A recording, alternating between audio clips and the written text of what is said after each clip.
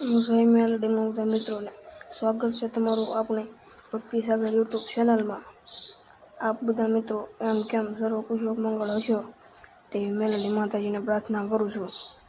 મિત્રો, આપણા બધાને એવું મનમાં પ્રશ્ન થતો હોય છે કે આપણા મઠમાં જે દેવું હોય છે તો એની અંદર કેટલા દેવ હોય છે. આ ઘણા બધા લોકોને જાણવાની એવી ઈચ્છા થતી હોય છે. કેમ કે તમે જાણતા હશો કે આપણે ઘણીવાર જોઈએ તો મંદિરમાં જે સતી માતાનું મંદિર હોય તો સતી માતાના નામથી એ મંદિરને આપણે ઓળખતા હોઈએ છીએ. આપણે ઘણા બધા લોકો ત્યાં દર્શન કરવા જઈએ તો સતી માનું મંદિર છે એમ કહીને દર્શન કરીને આવતા હોઈએ છીએ. પણ જે લોકો ખરેખર માતાજી વિશે જાણવા માગતા હોય છે એ લોકોને ખૂબ જ જિજ્ઞાસા એવી થતી હોય છે કે સતી માતાનું મંદિર છે પણ આના અંદર કેટલા દેવ હોય છે અને કયા કયા દેવ હોય છે. આ જાણવાની દરેકને ઈચ્છા થતી હોય છે. મિત્રો, એવી જ સરસ મજાની આપણે વાત કરવાના છીએ કે આપણા મઠની અંદર એક દેવ છે કે એકથી વધારે છે તો એ કઈ રીતે આપણને ખબર પડે એના વિશે સરસ મજાની આપણે વાત કરવાના છીએ. તો મિત્રો, આ વિડીયોને અંદર સુધી જરૂર સાંભળજો કે જેથી તમને સંપૂર્ણ માહિતી મળી શકે. તો આપણે જે હિન્દુ ધર્મ છે એની અંદર આપણે વાત કરીએ તો મિત્રો 33 કરોડ દેવી દેવતાઓની વાત કરવામાં આવતી હોય છે. પણ એનો અર્થ એવો નથી કે 33 કરોડ અલગ અલગ ભગવાન હોય છે. 33 કરોડનો ખાસો અર્થ એવો થતો હોય છે કે 33 પ્રકારની દિવ્ય શક્તિ, જેને આપણે 33 કોટીના દેવ કહેતા હોઈએ છીએ. મિત્રો, અને દરેક મંદિરમાં એક મુખ્ય દેવ હોય છે કે જે માતાજી હોય છે. જેમને આપણે વાત કરીએ તો કોઈ જગ્યાએ સજીમાનું મંદિર હોય, કોઈ જગ્યાએ જોગણીમાનું મંદિર હોય, ચામુંડ માતાજીનું મંદિર હોય, મેલડીમાનું મંદિર હોય. આ રીતે દરેક અલગ અલગ દેવીનું મંદિર હોય છે. એમ મુખ્ય દેવ હોય છે જેને આપણે ઓળખતા હોઈએ છીએ. અને ઘણી જગ્યાએ તમે જોશો તો એક સાથે વધારે અંદર મૂર્તિ અથવા તો ફોટા હોય છે. જેમ કે ઘણી જગ્યાએ તમને જોવા મળશે કે સતી માતાનું મંદિર હોય ત્યાં સિકોતર માનો પણ ફોટો તમને જોવા મળતો હશે. ત્યાં સિકોતર માતાનું પણ હોય છે. જેમ કે મેલડી માતાજીનું મંદિર હોય તો ઘણીવાર તેમનું ઝૂંપડી માતાનું પણ જોવા મળતું હશે. ત્યાં તમને અખત ઝૂંપડી માતાનું પણ જોવા મળતું હશે. ત્યાં વીર પણ તમને જોવા મળતો હશે. તો આ એમની સાથે બીજા પણ દેવ હોય છે. મિત્રો, કારણ કે જ્યારે આપણે માતા સતી હોય જ્યારે એની શરીરના 51 ટુકડા થતા હોય ત્યારે ભગવાન વિશે જે શક્તિપીઠોની સ્થાપના કરી તો દરેક શક્તિની રક્ષા માટે એમનો એક અંશ મૂકવામાં આવેલો હોય છે કે જેને આપણે ભૈરવ અથવા તો વીર કહેતા હોઈએ છીએ. અથવા તો આપણે હનુમાનના અલગ અલગ નામથી પણ એમને ઓળખતા હોઈએ છીએ. દરેક એ શક્તિનું મંદિર હશે. કોઈ પણ માતાજીનું મંદિર હોય ત્યાં એમના રક્ષક દેવ પણ હોય જોડે હોય છે.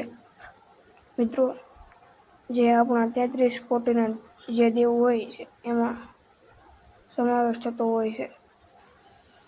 એનું ઉદાહરણ હું તમને જણાવું તો તમે કોઈ પણ શિવના મંદિરે જશો તો શિવના મંદિર સાથે નદીનું પણ સ્થાપન હશે.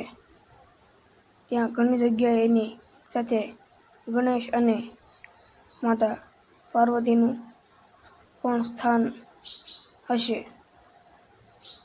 કોઈ પણ માતાજીની વાત કરીએ આપણે, માતાજીના મંદિરમાં તમે જાઓ તો એમની સાથે ભૈરવનો વાસ હશે અથવા હનુમાનનો વાસ હશે. જેમ કે આપણે જોઈએ તો સતી માતાનું મંદિર હોય,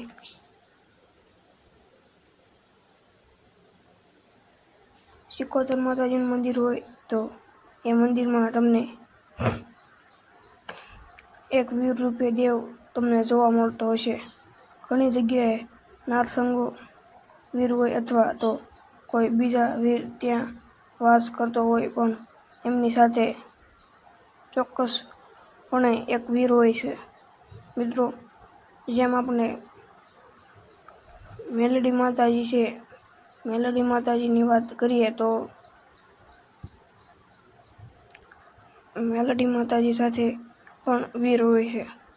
મિત્રો, ઘણીવાર ત્યાં મસાણીઓ વીર હોય અથવા તો ત્યાં નારસંગો વીર પણ હોઈ શકે છે. જો વીર ના હોય તો ત્યાં ભૈરવ એમની સાથે વસવાટ કરતો હોય છે. મિત્રો, એમ કોઈ પણ મંદિર હોય તો ત્યાં મઠમાં એક દેવી દેવતા નથી હોતા. એમની સાથે અલગ અલગ હોય છે. આ દરેકનો ખ્યાલ આપણને કઈ રીતના આવે તો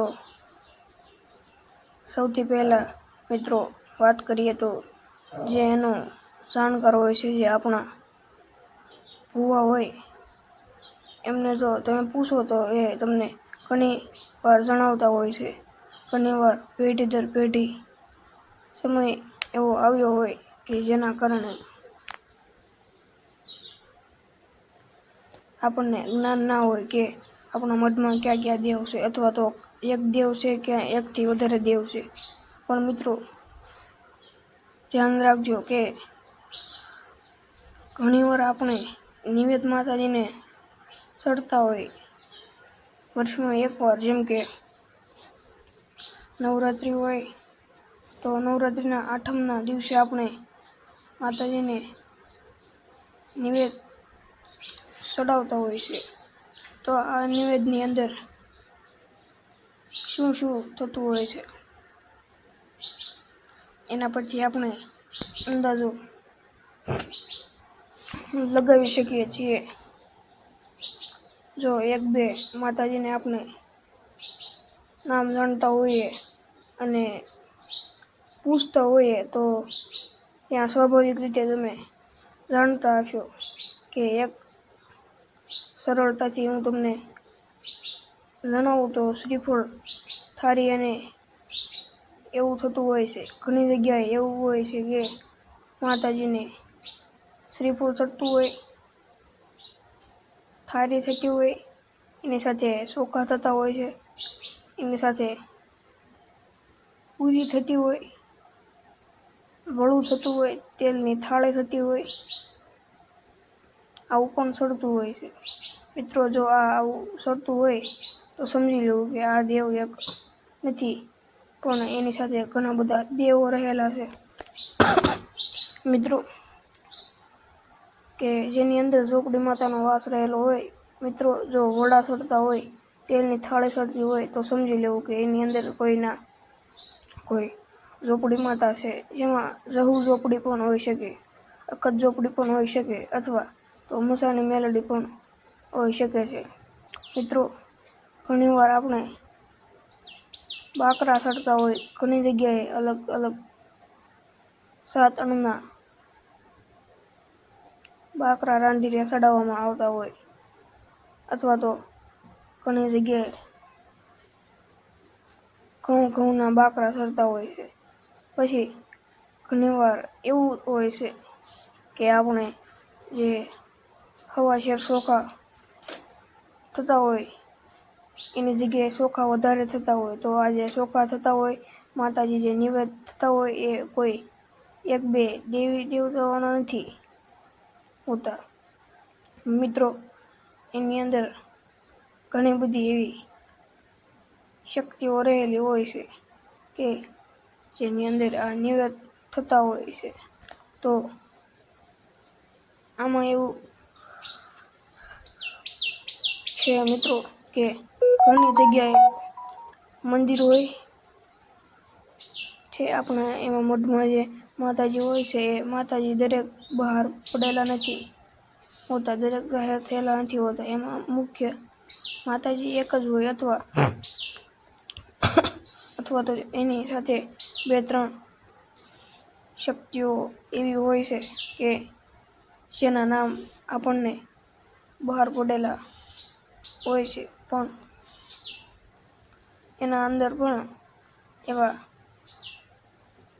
શક્તિઓ રહેલા છે કે જે રક્ષક દેવ હોય અથવા તો અન્ય કોઈ બીજા વ્યક્તિઓ પણ એવી રહેલી છે કે જેને આપણે જાણતા નથી. મિત્રો, તો એના પેટે આજે નિવેદ ચડતા હોય છે, એ ચડાવવામાં આવતા હોય છે બંધ મુઠ્ઠીમાં.